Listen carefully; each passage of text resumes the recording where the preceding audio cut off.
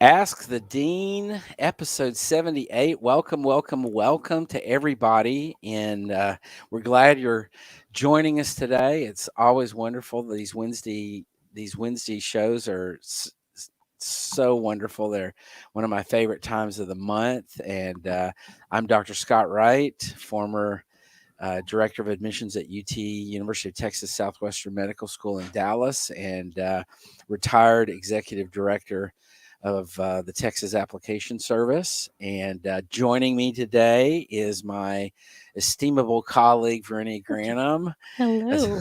Verinia, how are you today? I'm doing great. Thank you so much. Yeah. This How was is how was your Thanksgiving? oh man, I it was wonderful just being around family again. Yeah. That was the best part. Yep. Eating lots and lots of food. Of course.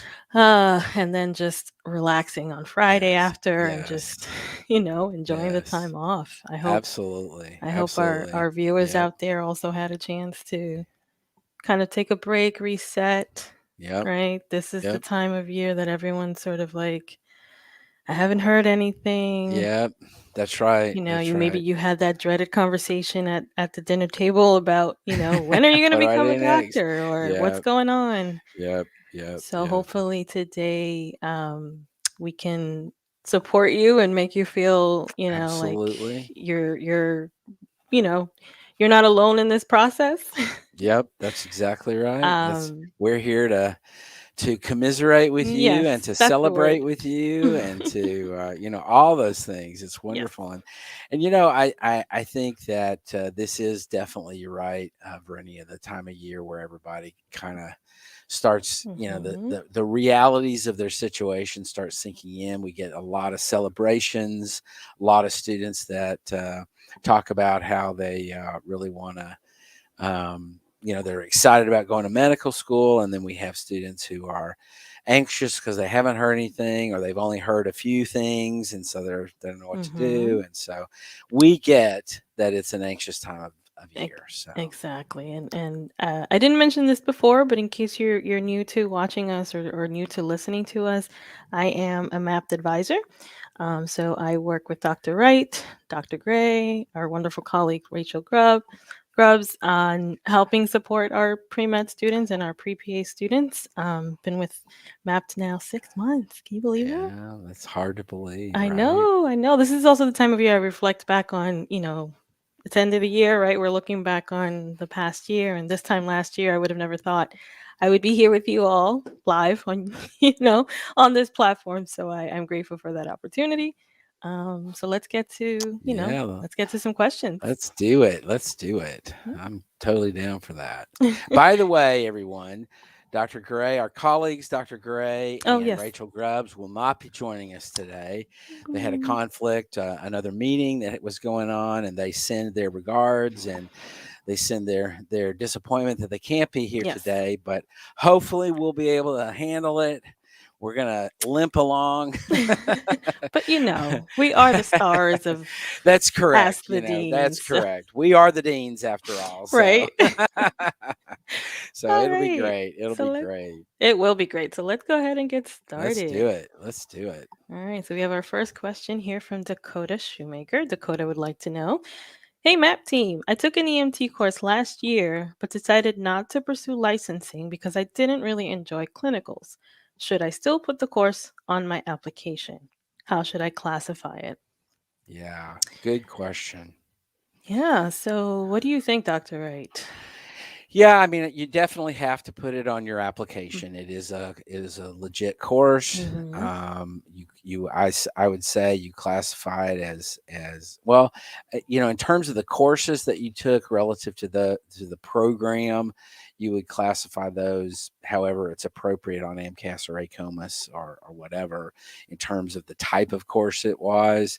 I think that you need to be prepared, Dakota, to talk about, either in an interview or perhaps in the application, why you didn't move forward with licensing. It concerns me a little bit that you said because I didn't really enjoy clinicals. Yeah. I'd like to hear more about, that concerns me some, and I'd like Mm-hmm. to know kind of what was going on with that you didn't enjoy it. Is it just all clinical situations that you don't enjoy, which is troubling, or was it just within the context of the EMT training, or exactly what's going on with that? I think is something that I would want to know more about. What do you think, Vernia? Yeah, I was thinking the same thing that stood out for me because obviously, if you're embarking on this career, right, Hmm. that's what you're going to be doing, right? Yep. So maybe, Dakota hasn't shared, what was it about the clinicals? Maybe it was one aspect of it, but not others. But at the end of the day, it's obviously the biggest part of your job. Right. So, um, That's right. so lots of, That's think about this. Think about this as your not just the technical, like how do I, categorize this? How do I put this in the application? But what else is going on there? right. Yeah, I agree completely. Yep. Okay. All right. Good. Let's see. Question here from Lisa. I volunteer as a medical assistant at a free clinic for the underserved. What category do I put it under? Community service or clinical? I also work as an EMT scribe. This Good is another question. good question. Yeah, that is a really good question. There's a lot of overlap here. Hmm. I would say, you know, you could do it either way. The categorization of your activities is your choice.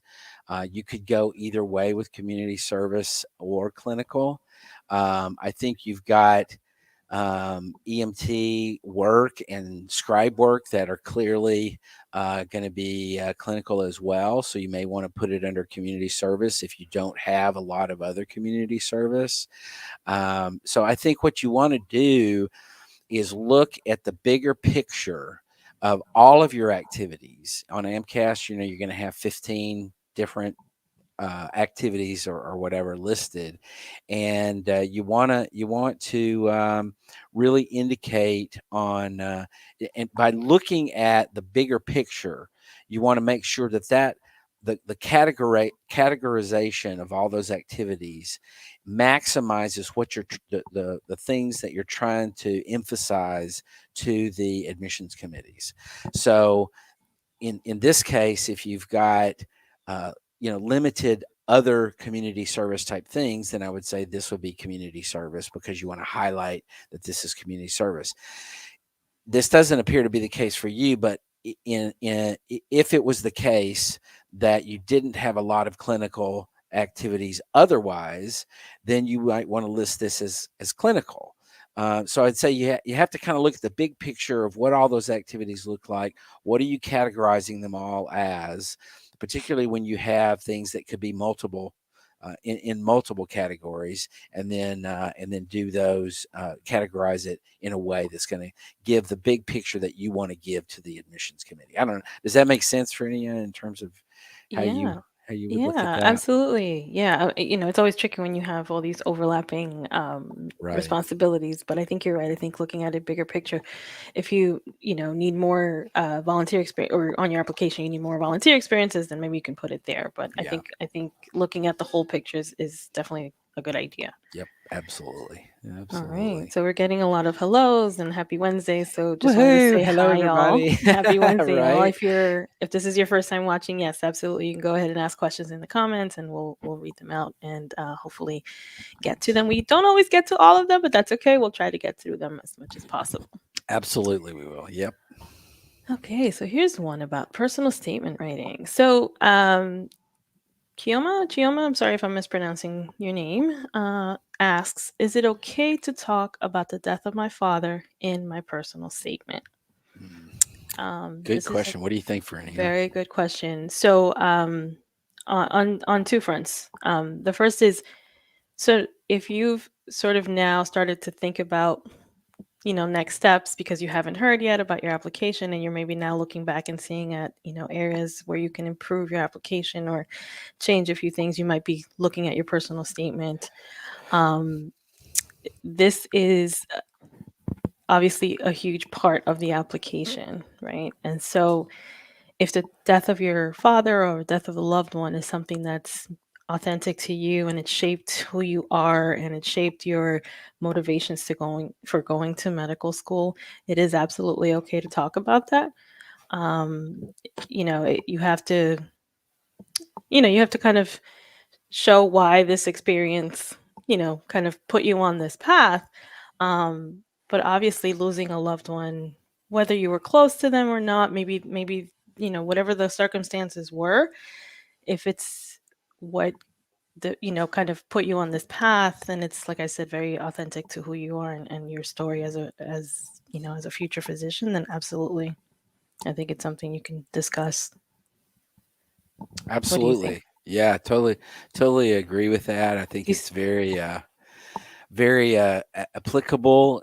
Just like you said, Verinia, it's if this is part of your story, then you got to tell it. Absolutely. do you see Absolutely. any downsides to Not sharing things like really. this? Not Okay. really. I wouldn't go into excruciating detail. Mm-hmm. I would, cover it in terms of what's appropriate to the bigger story that you're Right. trying to tell here. But yeah, I absolutely. I've seen it, often before where a student talks about their grandmother who died, or Mm-hmm. another family member that was very close to them, or a friend, Mm-hmm. whatever. And this is not uncommon at all. And I would say it's highly appropriate if your story is really Mm-hmm. tied to that in a lot of ways. So Yeah. absolutely. Great. Okay. All right. Let's see. I have a question here from Rosie. Rosie, I work as an interpreter at a hospital. I have a lot of hours in, but I don't have a lot of shadowing. Would that compensate for having less shadowing hours? Hmm. Well, Rosie, Hmm. I don't think so. I really don't. It's, Yeah. it's one experience. Ooh, sorry. You're working as an interpreter, so you're obviously you're there with the patient, you're there, you know, Right. translating with them. So it's good experience, but it's you're not really seeing other aspects, right, of Right. care, Right. that you would maybe see if you were shadowing. Mm-hmm. But I Mm-hmm. also don't want you to think of it as, you know, I don't have X number of hours in this area, I don't have X number of hours in that area. Bigger picture here is what you're doing as an interpreter enough to really get you to see and Yeah. understand what it means to be a doctor? Yeah, What I do you think? absolutely agree with that. I think it's very, the point of shadowing is really to get to see the overall picture of what a doctor Mhm. does for the amount of time that you're with them, whether that's 4 hours or 8 hours or several times, over the course of several months or whatever. You're getting the picture of what is this all about? What does this look like?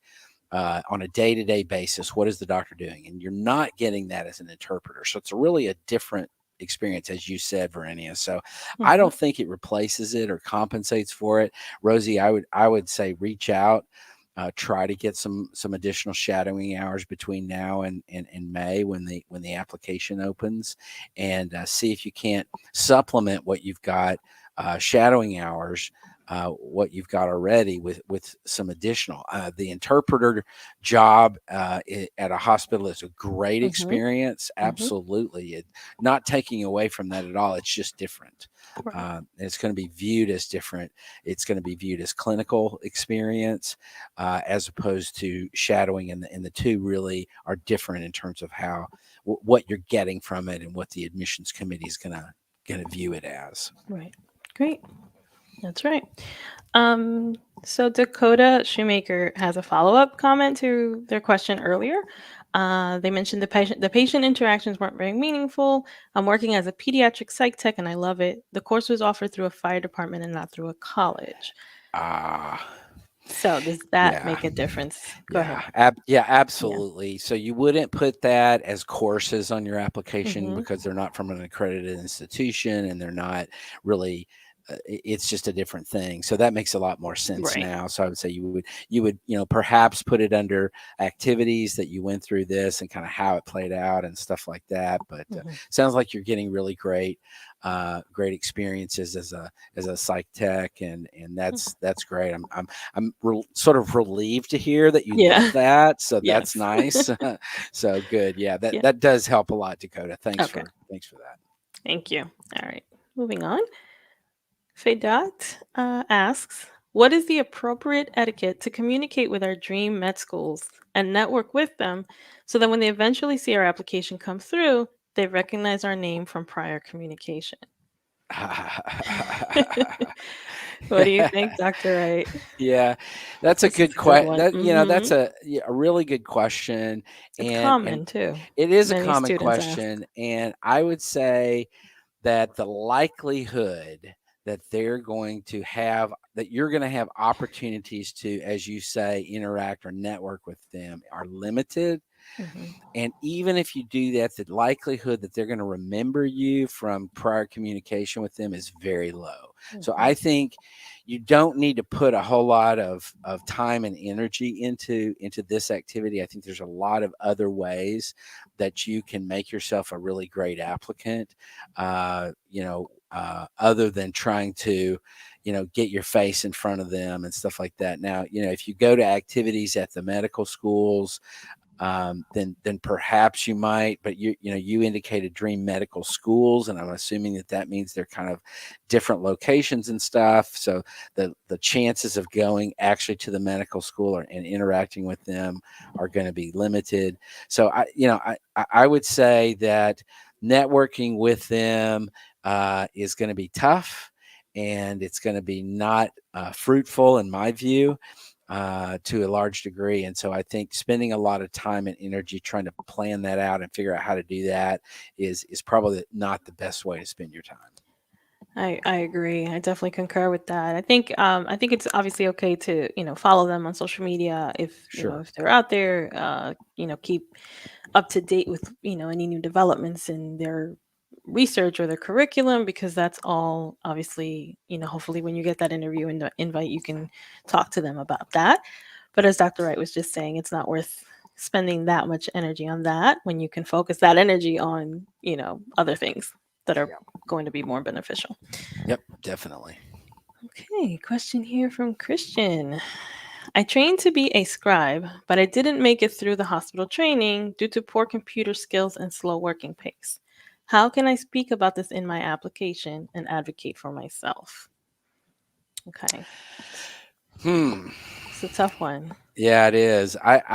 Christian, I think my initial Mhm. reaction to this is that I would not include this on your application. I Mm. think it brings up red flags that you don't want to bring up. Um, if you have poor computer skills and slow working pace, then the concern is going to be for the admissions committee. Mm. Are those going to crop up in medical school? Is Yeah. this going to happen in medical school? If you're slow working pace, that concerns medical schools. It concerns me even Hmm. now that would be the case. And so Hmm. I would not cover that in your application. I would just leave it off completely. Yeah, I think that's a good idea. Yeah, you Yeah. don't want to highlight No, things that are negative gonna things. Yeah. right be Yeah. negative. Right, exactly. Yeah. Yeah. Good luck, Christian. Yeah. Okay. Jarrell asks, currently taking a great psych class with a great professor and a practicing clinician. Thinking of asking her to volunteer or shadow her. Is is this strong experience, or should I prioritize traditional experience in a hospital? Hmm. Hmm. Hmm. I What do you think then? honestly, I think if it sounds like you're interested in it. It sounds like you've connected with this professor. I don't think there's any harm in doing it. I think it's a great opportunity to see that side of Mhm. care, that side of what what that entails. That's a whole other type of um, clinical exposure. It's a Mhm. practicing clinician, so I think it's a valuable experience to have Sure. and diversify your exposure out there. So I don't see Yeah. any harm in doing that. Yeah, especially if it's something that Mm-hmm. you really like the class, and you think that you would really enjoy shadowing her. I'd say go for it. And if it turns out that you don't feel like it's very meaningful, then you can always say, Right. I'm don't have time for this anymore or whatever, and Mm-hmm. I'm sure she would understand. So I'd say go for it and give it a shot and see how it Yeah. goes. Yeah, Yeah, absolutely. I think students sort of focus on, having that hospital traditional experience, but forgetting that you can still get meaningful experiences outside of that environment, right? Outside of just the traditional healthcare exposure. So exactly. that's something that you can talk about in an interview. Hmm. Or as Dr. Wright said, at least you'll know, hey, this wasn't really what I wanted or what I thought I liked. So at least you know now. Okay. Exactly. Exactly. All right. Amber asks, I just learned I have to retake my C minuses in my Gen Chem series. If I took the associated lab course for Gen Chem and received an A, do I need to retake Gen Chem with labs or will without suffice? Great question. Yeah, so it's so funny because sort of hearing from students about this as well, and other advisors now about C minuses and repeating, right? So grades will soon be coming out. Hmm. I think if you didn't, uh, if you sort of struggled, right, in the class itself, I think it's important to retake that. Make sure you get Yeah. that foundation, that solid understanding. But the lab, you got an A. I don't think you need to retake No, it. no, I agree. No, not at I all. agree. As long as your institution allows that, Right. some institutions you can't do that. Hmm. Some you can. If your institution allows you to take the lecture class without the lab, that'd be fine. Yeah, the problem is when the lab is attached with the lecture itself and it's a Right. combined grade and then you Right. have to retake it. Right. But if it's separate and you're taking the lab separately, then don't Yeah. repeat it. No, that Yeah. I doesn't make sense. agree. Yeah, don't do that. Which will save you a whole lot of time. Time and Those money. labs are time consuming. Yeah, Oh and my money. goodness, and money. Absolutely. Right. Good luck though, Yeah. Amber. Right. Great, Okay. Amber. Oh, this is a good one here. So Mo asks, what are the pros and cons of Caribbean medical schools? What is good MCAT to get into if my GPA is a 3.3 with an upward trend and high level of science in senior year? Hmm. It's a question about Caribbean schools. Yeah. Yeah, you know Yeah. what, Mo, I think and this is a really important question to a Hmm. lot of students. I see really two questions here, one about the Caribbean medical schools and one about the MCAT GPA combination. And so I would say let's take them separately. But the pros and cons of Caribbean medical schools, the pros is that they're easier to get into. A lot of times, if you are unsuccessful getting into an American medical school, either MD or DO, then you can oftentimes still get into one of the Caribbean schools. And I will point out, in my estimation, and over my career and my experience with Caribbean medical schools, there are some that are better than others. There are really three that are traditionally well known, that you definitely want to consider if you're looking at Caribbean medical schools. Those being St. George's in Grenada, Ross in on Dominica, and then the American University of the Caribbean, which is on St. Martin. Those three being sort of the ones that are the oldest, most well known, most well established, better funded, etc. So there are some others in the Caribbean that are newer, that are not as well known, that I don't know much about, and I would be concerned maybe about those. But generally, I think those three that I mentioned you would want to consider as potential. Now, the downside to Caribbean medical schools is that they bring in lots of students. They bring in very large classes. The support systems at Caribbean medical schools are not near what you find at American medical schools. And what that leads to, in part, is a higher attrition rate. So you're going to find that at Caribbean medical schools, the attrition rate is much higher than at American medical schools. The American medical school attrition rate is extremely low. I mean, we're talking maybe 1-2% in terms of their overall class that they're bringing in. So it's very low, and part of that is the admissions process. They're making sure that you're going to be capable of handling the academics and that you're doing it for the right reasons and etc. For in the case of and they don't have as many support systems available because they have larger classes. They typically don't have the funding that would enable them to have really large student support structures that will help students that are struggling. So I think you really have to think about it very carefully. And now, having said that, there are students that graduate from Caribbean medical schools that do well in on the on licensure exams, and they go on to residency programs in the U.S. and do fine in their careers. So I'm not disparaging necessarily everything about Caribbean medical schools, but I do think you have to be aware and upfront of kind of what the downside potentially is, and work on that. So then the second question, Vernia, do you want to kind of talk a little bit about this MCAT GPA kind of mixture thing? Oh, you're I think you're muted. Sorry about that. There you go. Yeah, sure. So oftentimes students think, well, if my MCAT score is really high, it'll offset my lower GPA, and that's not necessarily true. Obviously, you want to do the best you can on the MCAT, but I don't want students to go into it thinking, let me, not worry about my GPA so much. I'm gonna knock this MCAT. I'm gonna crush it. I'm gonna crush it, and I'll be okay. So what you should be focusing on is, you mentioned that you have an upward trend.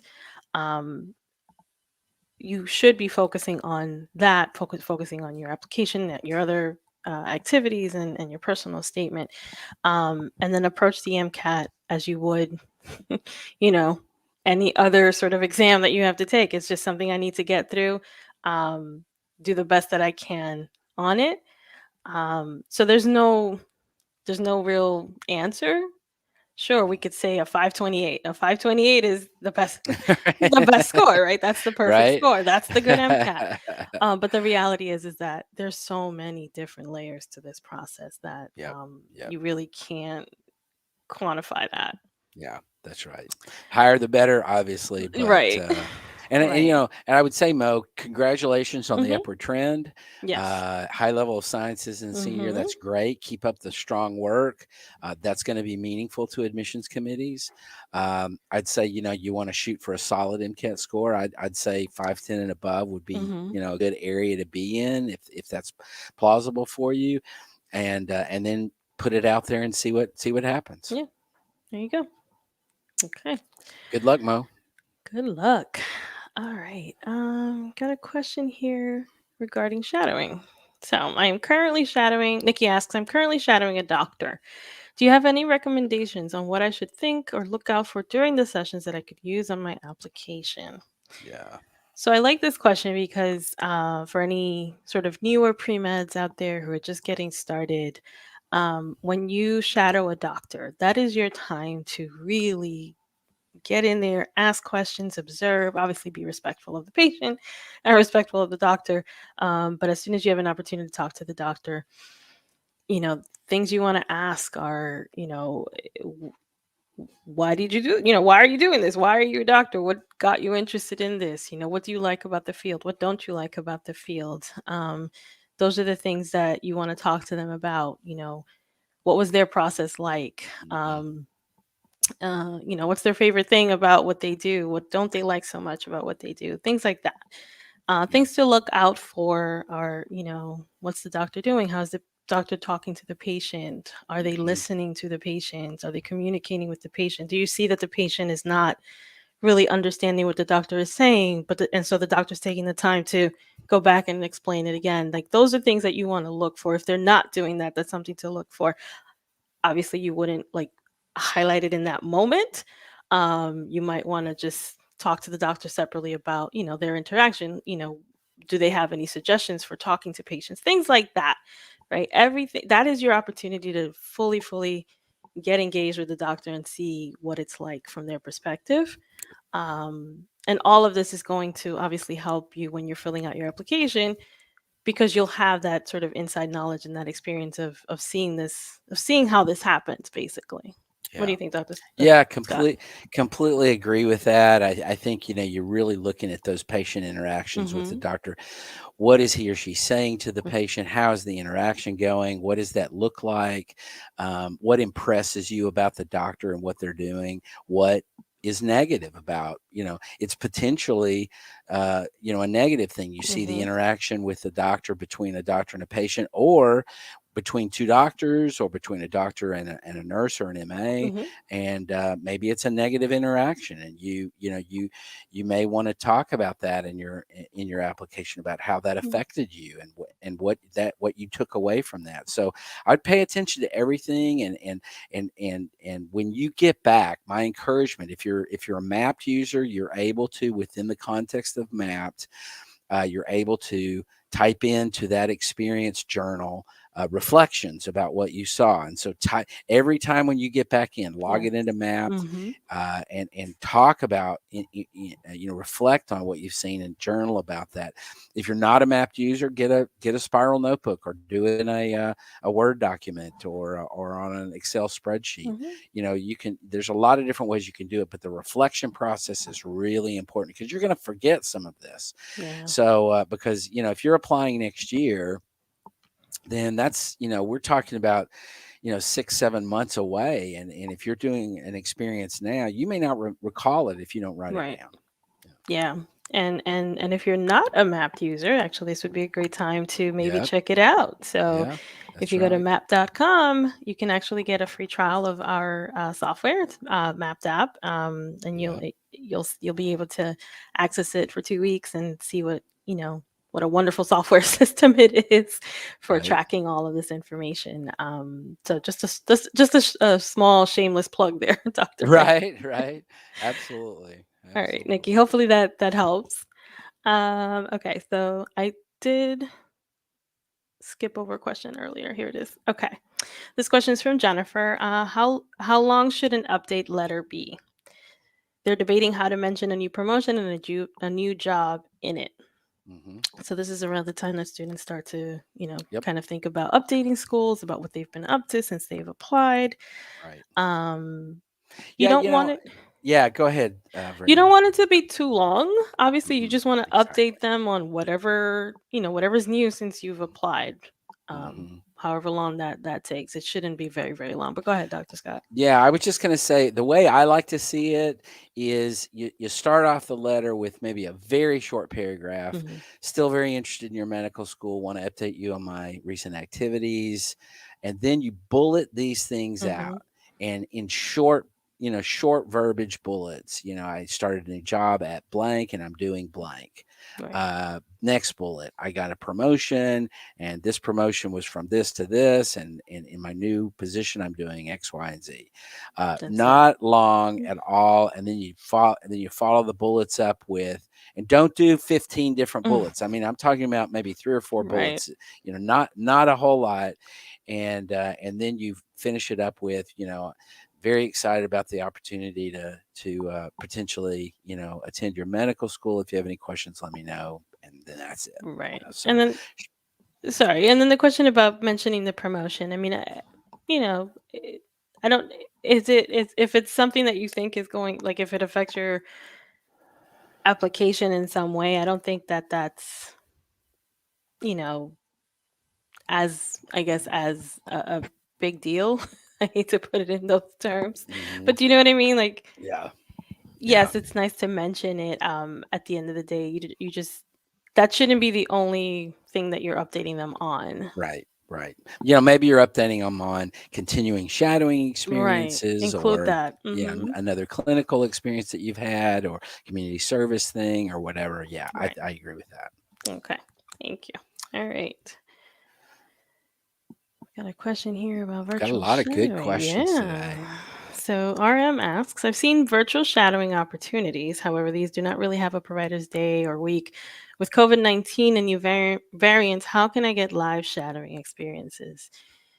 Yeah. So, you Just know, got to beat the bushes out there. You just got to really, hmm cold calls and use any kind of networking opportunities to connect with doctors and to ask them if you can come, follow them around for a week or Mhm. two. I mean, it's not easy, and but you have to do the hard work, and you're going to get a lot of no, Mm. answers, and you have Mhm. to just accept that.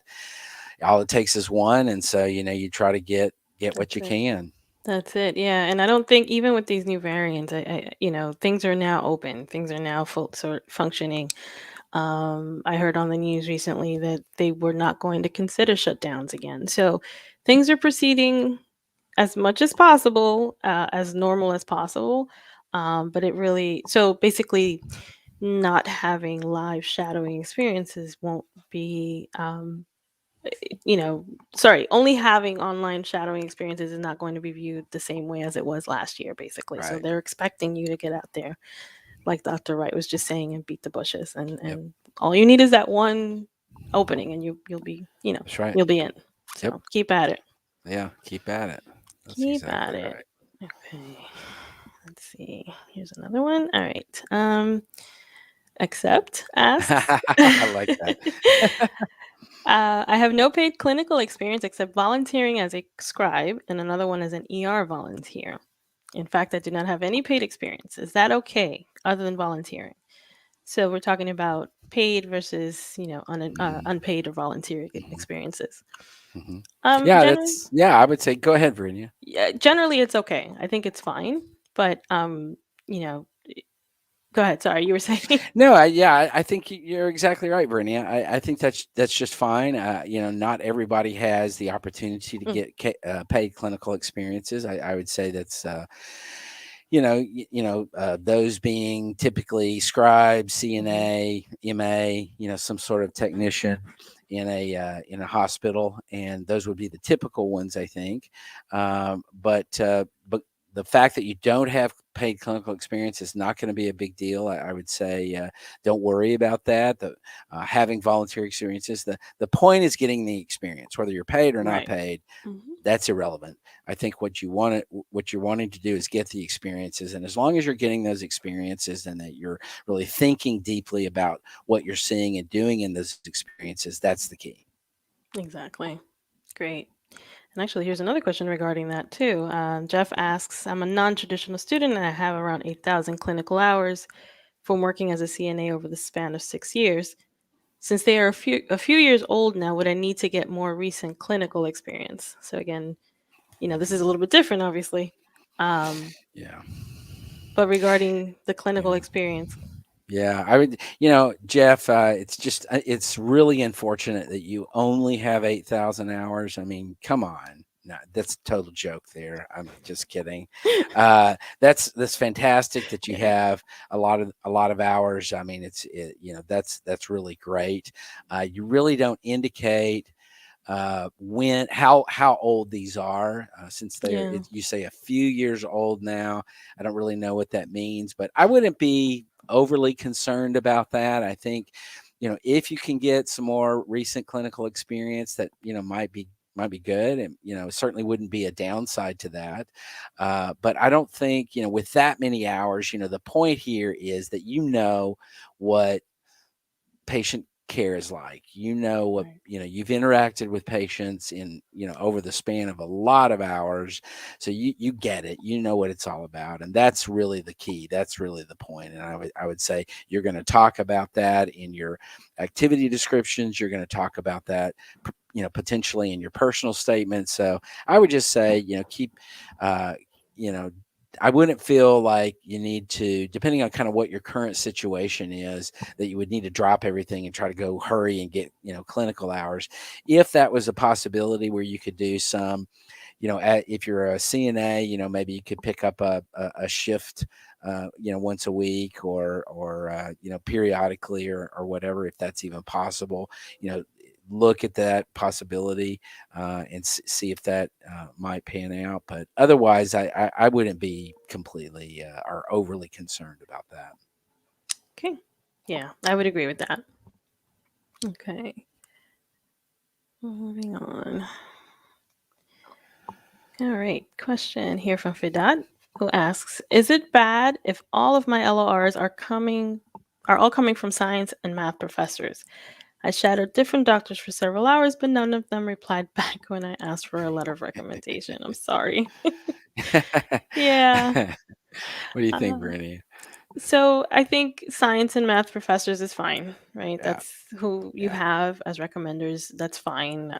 Don't worry if you don't have one from a doctor, but maybe you right. have one from an employer, a supervisor, maybe at a volunteer site if you're currently volunteering or if you volunteered in the past. Any of those would be good to get as well. Yeah, Right. yeah, completely agree. I wouldn't worry too much. Yeah, Now, if you're only able to get the science and the math ones, then that's who you yeah, have. But yeah, yeah, it is what it is. But I'm sure that you've probably have experiences somewhere else, and you can probably reach out to them as well. yeah. Agreed. Okay, let's see. Sorry, I lost my place here. There's a lot of uh, questions, a lot of great yeah, questions that today. that's good. Okay, here's one. Gabby asks, "I'm interested in a school that does not accept online prerequisites, but the community college that I am taking courses at is still live online due to the pandemic. Is it appropriate to ask about an exception?"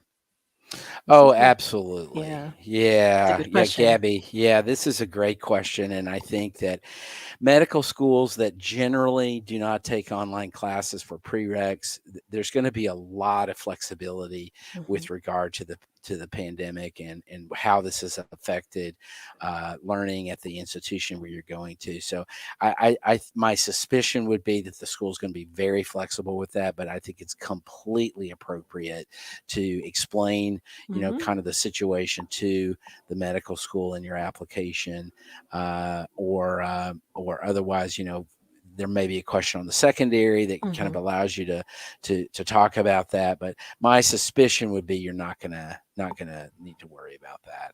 Yeah, that's right. Okay, here's a good one. RM asks, "Do our activities have to be purely clinical medical, or can it be taking care of people in other ways, such as teaching, mentoring, teaching children, or mentoring programs with children?" Absolutely. Yeah, Oh yeah. absolutely. Yeah. Yeah, absolutely. I think, sometimes those are the greatest Hmm. experiences.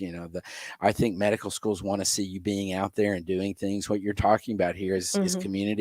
community Yeah. service. This is volunteerism at its very core. And so absolutely, the activities that you have do not all have to be clinical or medical, because you're learning things by teaching children, mentoring Hmm. children. You're learning things and you're impacting them. This is what medicine is all about: is Exactly. impacting people's lives. Hmm. And RM, I think absolutely this is great experience. It doesn't replace clinical activities. They're still going to want to see clinical things that you're Hmm. doing, but they do not have to, as you put it, be purely clinical.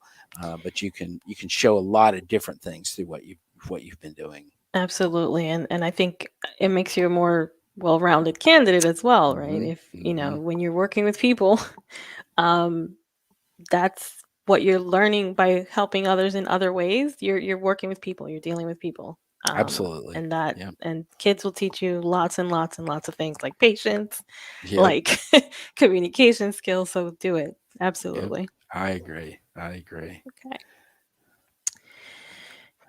Garage Bob would like to know, with the first deposit due on December 14th for DO schools, when would be an ideal time to send a letter of intent? The school that I'm waitlisted at isn't as highly sought after compared to others. So, letters of intent. Hmm. Which, Yeah, I know that Dr. Gray often says that your application itself hmm. is your letter of intent. You're putting your application out there and you're saying, I would go to your school if you let me in. Now, having said that, if you're on the wait list, I don't think there's a downside to sending a letter of intent. I don't think they're going to be I don't think they're going to be viewed completely as, oh wow, this guy's going to come, or this lady's going to really, come if we offer it to her. They get it that often students have various choices. And so Mhm. I would say, write a letter of intent, say, hey, I'm on your wait list. I just want you to know that if offered, I'll be there. And just again, just like we said on the previous letter, the letter of update, I would say in a intent letter, short and sweet. Mhm. I interviewed on X date, had a great experience, really, enjoyed the experience, whatever. And just wanted you to know that I was, very impressed, and that I will be there if offered, and, whatever. Just short and sweet. I would say, not, maybe a one paragraph, potentially, maybe two very short paragraphs, but, just want to keep it short and sweet. Yep, that's it. Okay. Just trying to find lots of questions today. Yeah. All right. Sorry. Okay.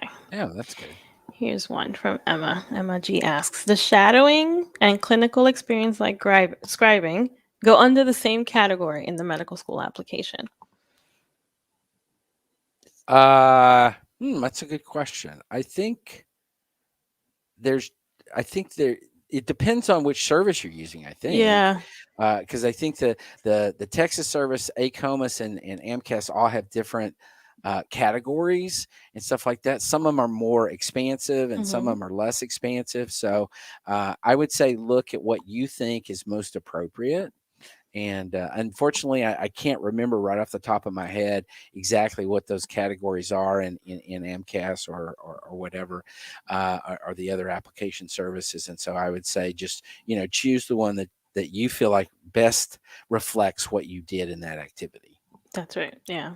And it'll vary obviously by application. Yeah. Yeah. Yeah. Sorry. Okay. So just looking at the time here. All right, we have quite Yeah. a We few got, more questions. Yeah, we yeah. have time. So this Yeah. question is from Brian, who Hey, Brian. asks, "Hey Brian, I have thousands of volunteering hours. He's a volunteer firefighter for 3 years, EMT for 1.5 years, from high school until the year after high school graduation. Should I put this on my application?" Because this is high school, I'm thinking, um, sorry, I'm rereading the question. Just want to make sure I understood it.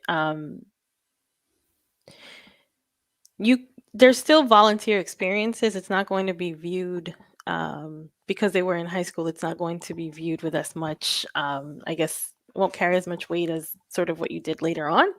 But I think it's fine to Mm-hmm. share that you did this. I mean, it's Mm-hmm. it shows your commitment to serving the community and being, an EMT. So it's definitely fine to put it on there. Yeah. Yeah, and I think it depends a little bit on what part of the application you're talking about. Certainly within the context of a personal statement, if this has a great Yeah. impact on your story and on why you want to go into medicine, those experiences, then absolutely. Hmm. Now, in the activities list, I think based on what you said here, you say until the year after high school. So Hmm.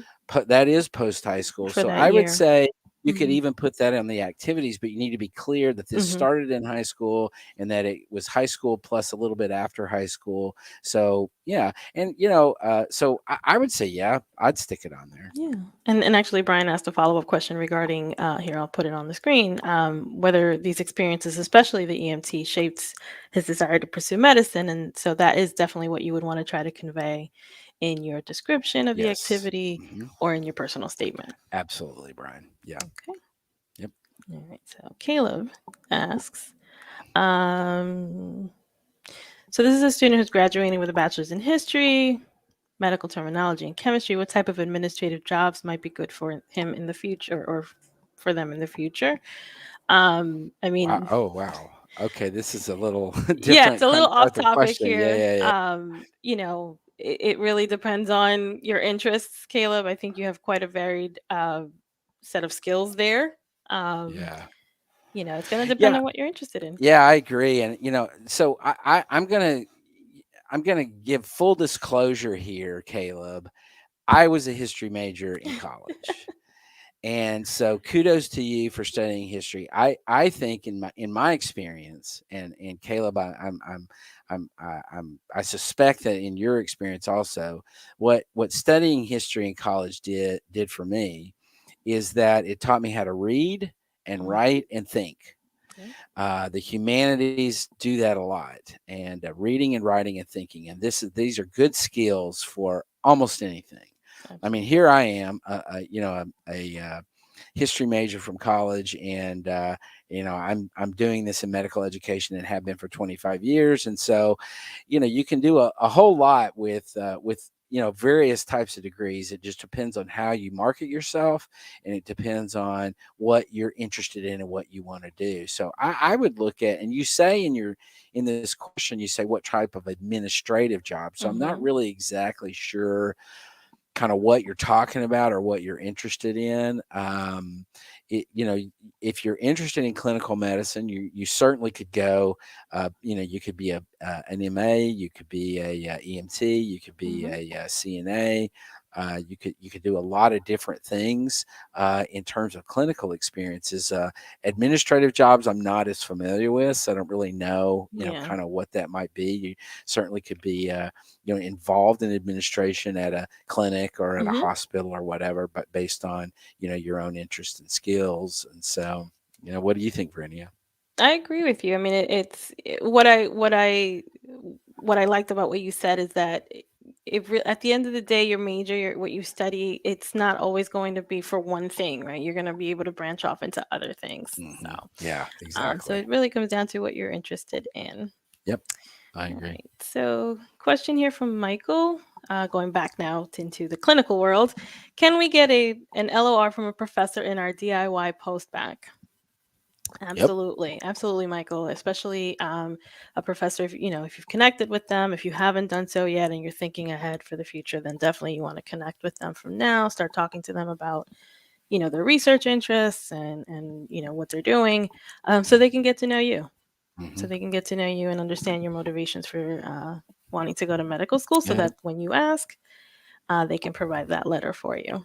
Yeah. And in a broader sense, Michael, and really anybody else listening or watching, you can ask for a letter of recommendation from anybody. They just need to know you. Well, okay, let me take that back. Not a family member. No. Not mom or dad or Yeah. Aunt Susie or Uncle Jeff, who is a clinician or whatever. So no family members or no close family friends. Right. So I would say, but in general, I would say a professor that you've had in class, whether it was undergrad or graduate school or a postbac program, any kind of clinician that you've had contact with, or a work supervisor or a volunteer experience supervisor. These are very common, very, very, very common letters. Yep. Okay. All right. Have some questions here. So we have a student here, Fedot. Is unclear on the timing to ask for the letter of recommendation. I asked for them right after I completed the class, so the professor wouldn't forget who I am. Why do LOR dates have to be close to the application date? Yep, that's a good question. That is a good question. So, Fadot, Hmm. think about it this way: if you were on the admissions committee and you saw a letter that came with your application that was 2 years old, um, in my mind, what I would think would be, does this person not know do you not know this letter writer any longer? Do, are they, out of the picture? It would potentially raise a red flag. So that you, maybe they don't like you anymore. Maybe you got crosswise with them, and so you couldn't get an updated letter. It just raises questions that you don't want to have an admissions committee member think. So I would say that the letter, what you can do is tell the professor shortly after you've taken the class with them, I'm going to be asking for a letter from you when I'm ready to apply. Is that okay? and then they can, they can say yes or whatever, and then keep in touch with them over the course of time. Every semester, go by their office, remind, hey, how's it going? How's your semester going? Sit down, tell them what's going on with you, or send them an email with some updates about your current activities or things. You just want to keep in touch with them so they remember who you are, and then when it comes time to actually ask for that letter, you want that letter to have the year date of the year you're applying. So if you're applying in 22, you want that to be dated in 22. If you're applying in 23, you want that to be dated in 23. So you don't want to raise any red flags, even if it's a small red flag. Wow, this letter's 2 years old. What's that all about? You don't want to raise any questions like that. Yeah, absolutely. I think we have time for one more, right? Yeah, sure. So we have a question here from Miss Sabine. I've only worked in and volunteered in medical clinics as a phlebotomist, EKG tech, and a scribe for the past few years. I've never worked at a hospital. Is that bad? Absolutely not. Yeah. Absolutely not, Miss Sabine. I'm sorry. I hope I'm saying your name correctly, but um, the work that you're doing now, the experiences that you're getting now are solid, valid experiences. They're teaching you what it's like to work in a clinical setting, to work with patients. It's not, remember, it's not so much, it's not as important where you did it, but what you're doing it, what you're learning from it. So don't worry so Yeah. much about the setting. It doesn't look bad at all. Yeah. No, and I totally agree with that. I think that it sounds to me like you're really getting great experiences, and just keep up the good work, and Mhm. you know really emphasize and reflect on what you're seeing. But the fact that you haven't been in a hospital setting, I think, is really not that big a deal. And so I would say just keep doing what you're doing. If you have an opportunity to get into a hospital setting, that'd be great. But if not, it's not a big deal. Yeah. Yeah, exactly. Yeah. Well, I think I we've think we yeah, made it through this made it. hour of Astadine. Yeah. We're Well, good flying luck to solo. everybody. And I hope everyone's doing well, and remembers positive attitudes. Yes. Positive attitudes about where you are in the process. If you applied this year and you're not hearing things, or you've heard things, or whatever your situation is in the current application, think positively about your experiences. If you're anticipating applying next year or the following year, positive attitudes about your volunteer experiences, your clinical, whatever you're doing. Just work hard, be creative, and do good things. And that's really the key. As you can see on the mapped thing behind me, that's Yeah. what we're all about. Work Let me hard, let me focus be on that. Yep. creative, and And do do good good things. things. This You is got this it. is really key. And so, but good luck to everybody, and we're glad that you joined us today. And I think Yeah. next week we'll be back with another Ask the Dean, and we'll be here with Rachel Grubbs and Dr. Ryan Gray, Hopefully along the with along with myself and yes. Brittany Granum. But it's been great being with you today. Yeah, hopefully the whole team will be with us next week as well. Yep, If we didn't get to your questions today, don't worry. As Dr. Scott Wright just said, we'll be here again next week. Feel free, come and join us for sure, and bring your questions then too. sounds All right, good. everyone, have a All great right. rest of your day and enjoy the rest of the week. Yep. Bye Bye. bye.